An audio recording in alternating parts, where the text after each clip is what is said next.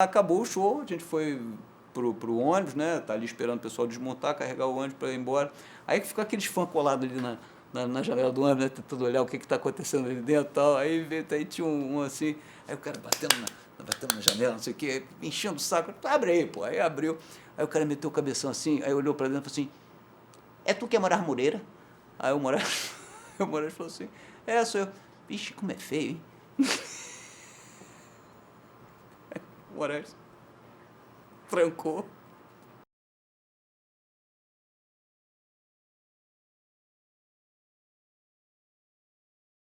A música, a primeira lembrança que eu tenho da música, na verdade, são duas.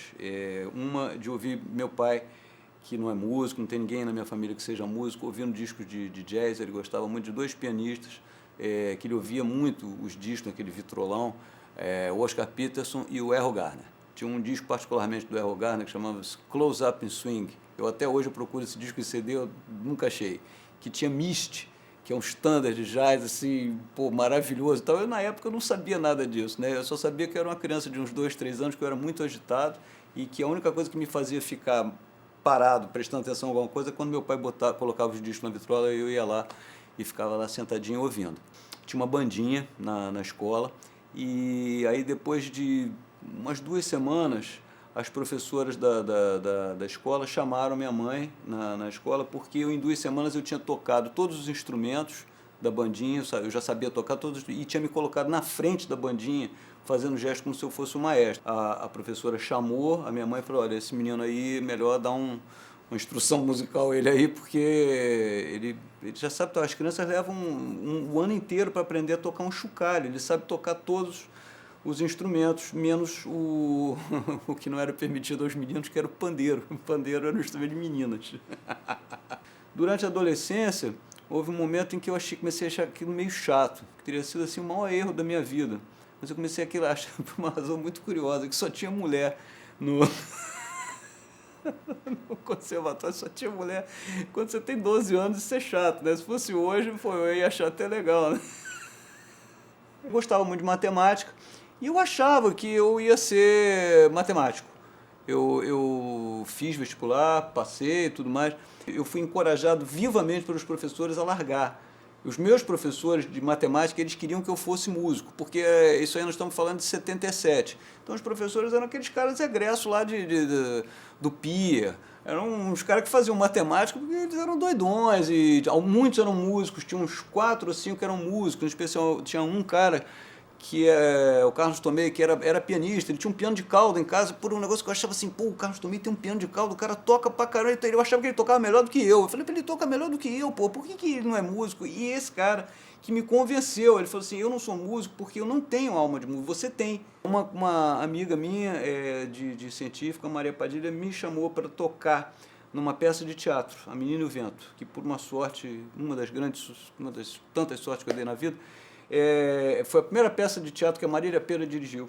E as músicas e a direção musical eram do Francis Haim, que me recebeu muito bem, viu que eu não tinha a menor experiência. Tem um negócio, outro dia falei com ele por telefone, eu lembrei disso, que ele escreveu tudo com cifra, né? Claro, ele fez a música e escreveu tudo com cifra. Tinha um bolero, um samba, uma rumba, aquelas coisas de peça de teatro infantil. Aí ele colocou a cifra, assim, que eu fiquei olhando para aquilo e falei assim, não sei, mas o que eu faço?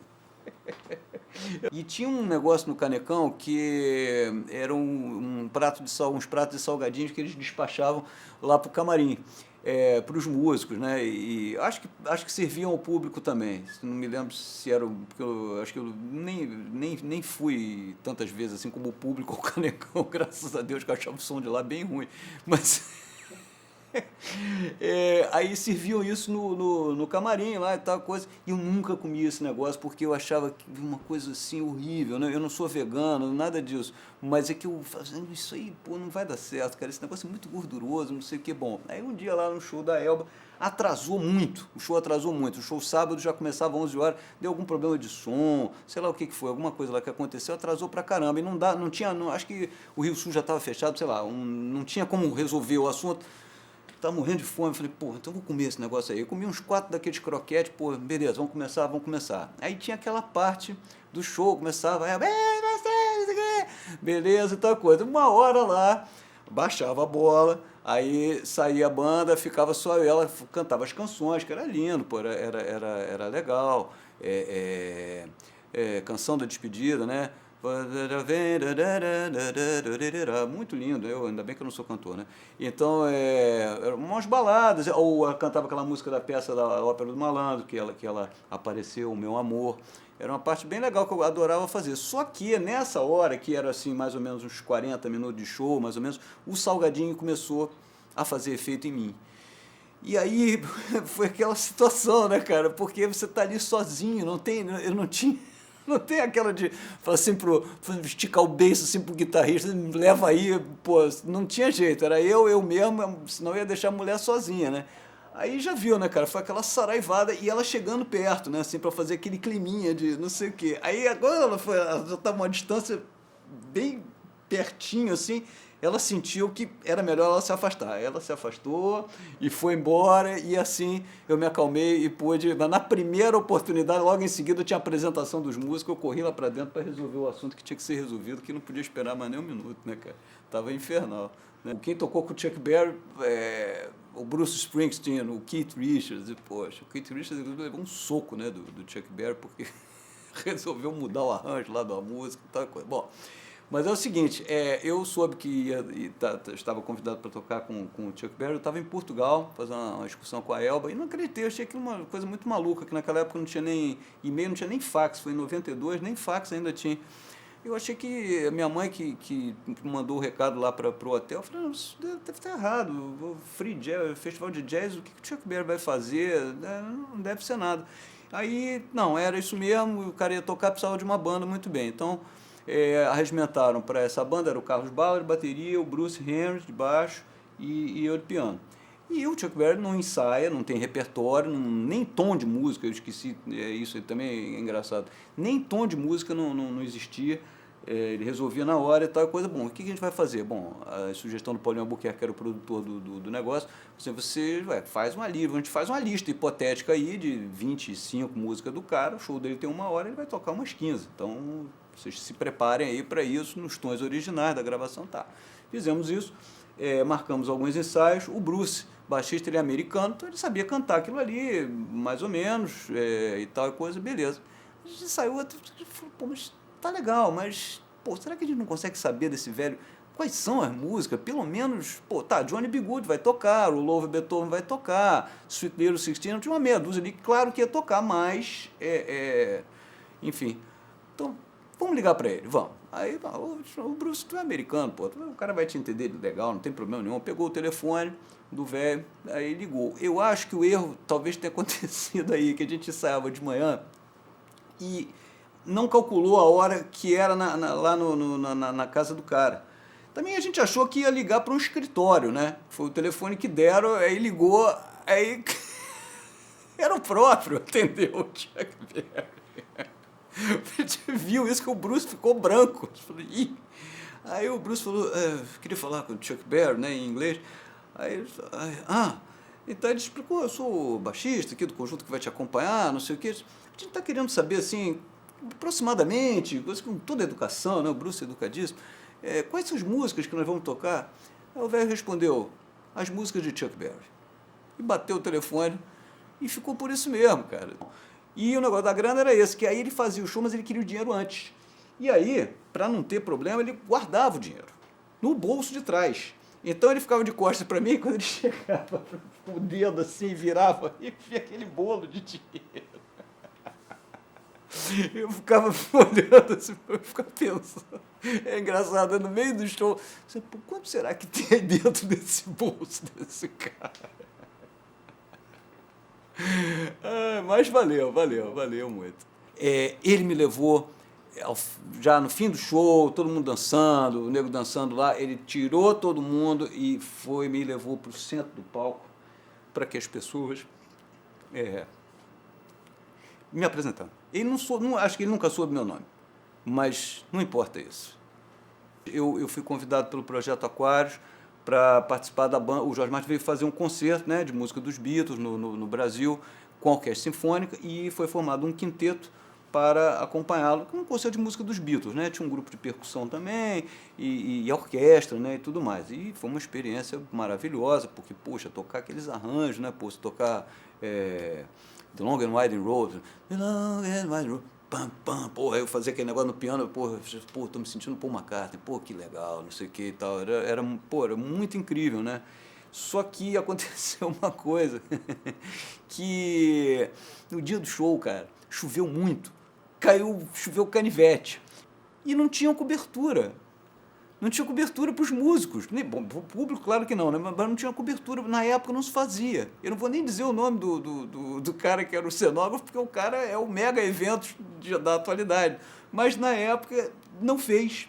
Não combinaram isso, sei lá o quê, o Deus é brasileiro, não vai chover não, tudo bem, na hora a gente dá um jeito. Bom, o que aconteceu foi o seguinte, é que a orquestra não podia atacar, que ia molhar tudo. Então eles resolveram... Aí teve uma coisa que foi o seguinte...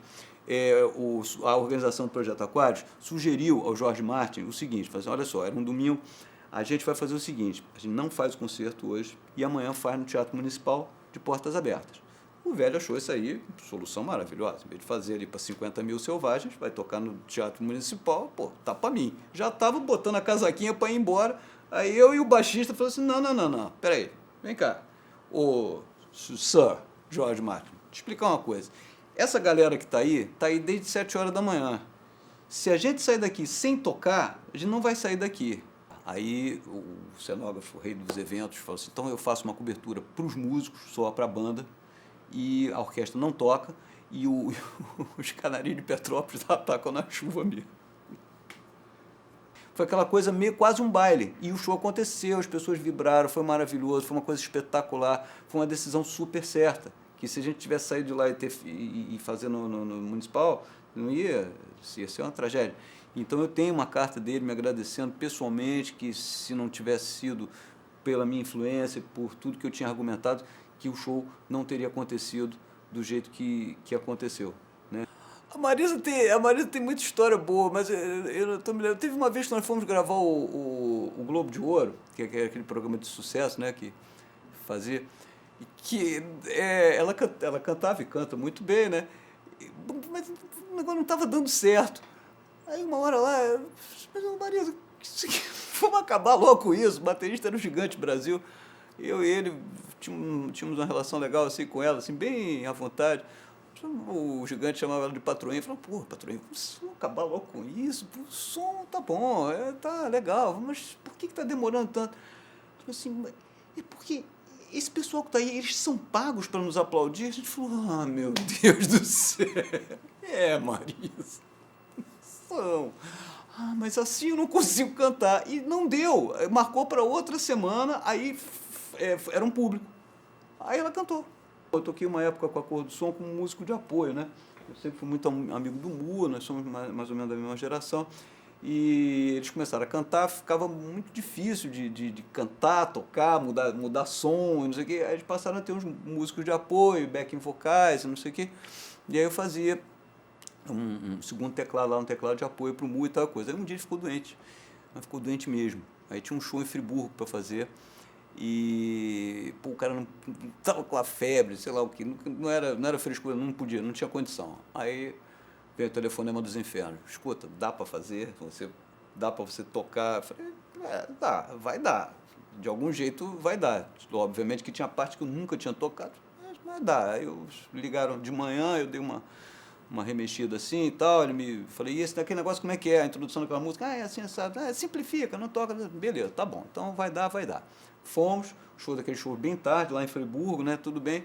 Aí tocamos, primeiro a abertura do show, aquelas luzes, aquele negócio, segunda música, terceira música, até que chegou no Sapato Velho, que era a música que ele fazia a introdução e ele mesmo cantava. O foco de luz ficava em cima dele, não sei o quê. O iluminador, malandramente, eu fiz a introdução mais curta, mas o iluminador já tacou a luz no Dade, que então ia cantar, né? Dade com aquele jeito que todos nós aprendemos a amar muito. Não, Fernandão, beleza, tudo bem, eu canto, não tem problema. E aí saiu cantando lá do jeito que pôde. Beleza, tava tudo indo bem, a música tava acabando assim, encostou uma mucreazinha do meu lado assim, tocava do lado esquerdo assim do palco, encostou, olhou para mim e falou assim, você não é o Mu. Aí eu fiz que não ouvi, né? Aí acabou a música. Falei assim, você não é o Mu, não. Aí chamou as outras amigas e falou, ali, ele não é o Mu, não, esse cara é outro cara. Aí foi um revolta no ginásio do Friburgo.